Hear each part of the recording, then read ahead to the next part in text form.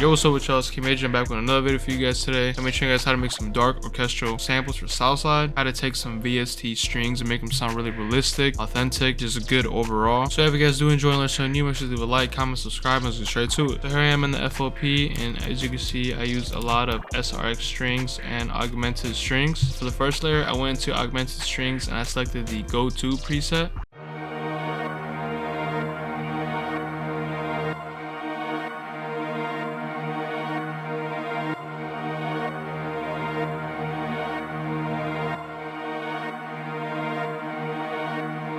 Very simple chords. Everything sounds very full only because it's a lot of layering. You can see throughout this video that layering is a key factor in making these samples sound very full and realistic. But for this melody, I first just start with my root note, which is D sharp, and I copied it up several times. When making these melodies, you want to layer a lot, the same notes several times, 3-4 times, to make it sound a lot more full. Some cover the mids, some cover the lows, and some cover the bass. And then all I did once I had these notes, I took my D sharp, which was the root, and I copied up 7 notes. And then all I did at the end was I made a D sharp minor, copying it over down 1, just taking this up an octave. This is just a little catchy pattern to make it sound a lot more dark. This makes it a lot more dark because it's using 2 notes that are right next to each other, causing a lot of tension in the melody. The sound sounded really good, so I didn't add anything on the effects except just the EQ, just taking out some of the lows, making room for a bass. Next, I copied the same notes into another augmented strings, using the same notes but to create a arpeggiated pattern. The preset I chose is Gorilla.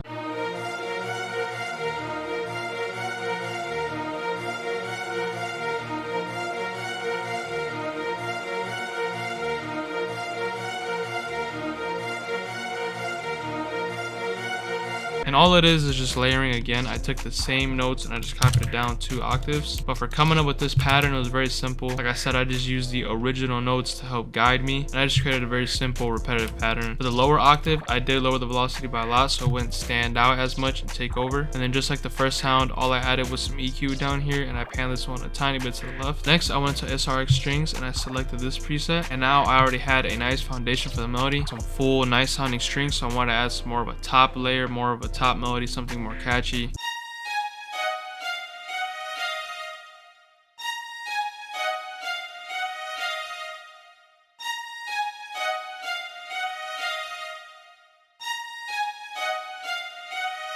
And just like the last melody, I used the first pattern to help guide me with the notes. Once you lay down your first melody, it's very easy to add counter melodies and melodies on top because you already laid down your basic notes and you know what notes to follow. All one simple chord, just creating different patterns with it. I have a very simple pattern where it's going down the scale and then it's utilizing those tension notes again at the end. And then down here, I'm adding this D sharp, extending the note so it could have that tremolo effect where it rises up. Another thing I forgot to mention is I was utilizing the velocity down here. As you can see, they're not static, it's dipping down. This is a very useful trick when it comes to using strings to create a lot more rhythm. And just like all the other sounds, all I used was the EQ and I just panned it a tiny bit to the right. I wanted to keep these sounds very authentic, so they already sounded good. I didn't have to add any effects to it. Another augmented strings, and I used the pop staccato. When it comes to using sound selection for strings, you want to use a variety of strings, not just the same type of strings. Obviously there's tremolo, there's staccato. You know, some strings are going to play very long, slow notes. Some are going to play very fast, short, quick notes like stabs. So utilizing all the presets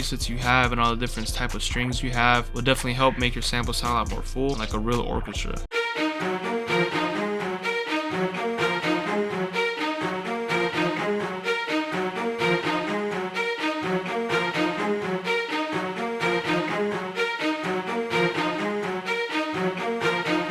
Just like one of the first melodies I showed earlier, it's just another arpeggiated pattern, and I'm using the velocities again to create more bounce. Rhythm is very important when it comes to these string samples as well. Like I said several times, I'm just using the same notes, just creating different patterns that I hear. So this one is not as, the same as the old one that I played earlier. The only thing I will say when it comes to these string melodies is I always try to keep it very repetitive. As you can see, this pattern is only just this bar right here, just copies over and over. And then no effects on this sound, I just panned it to the right a lot. And the last sound I used was in SRX strings and I selected the basses, and this is like what I said earlier about utilizing different strings.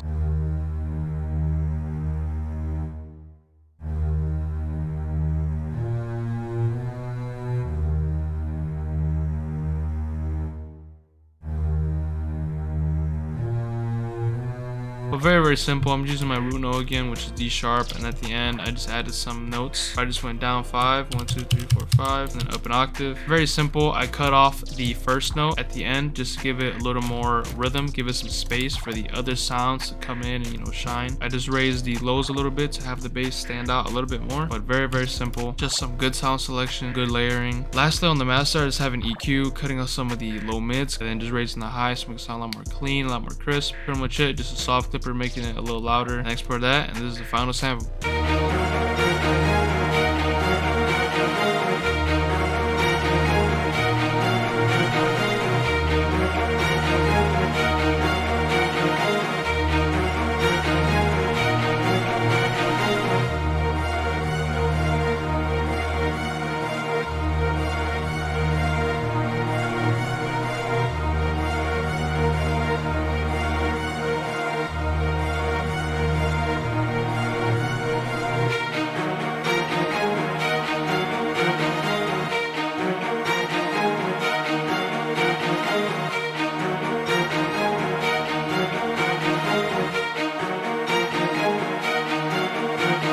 That's pretty much it. I hope you guys did enjoy and learn something new. Pretty easy, simple tutorial. My new kit, which is the Sounds of Aviotic Tools kit, finally made a name for it. I don't even know if I'm pronouncing that correctly, but it's officially done. As you can see, it looks all nice now. I've finally wrapped it up. Anyways, this kit is dropping this Friday, the 11th. I'm going to be dropping the demo version on the 9th. I'll be dropping that on the 9th on my Instagram and on my YouTube. But I'll have my Instagram on the screen right now. I just posted a new picture. I would really appreciate if y'all could just go drop a like on that photo. The kit is going to be dropping on my website. I already have a couple kits on there. Extremely high quality sounds to fix your sound selection for a very cheap price of only $10, and the Elements of Evil kit is completely free. But yeah, that's pretty much it. Hope you guys did enjoy, and I'll see you guys in the next video.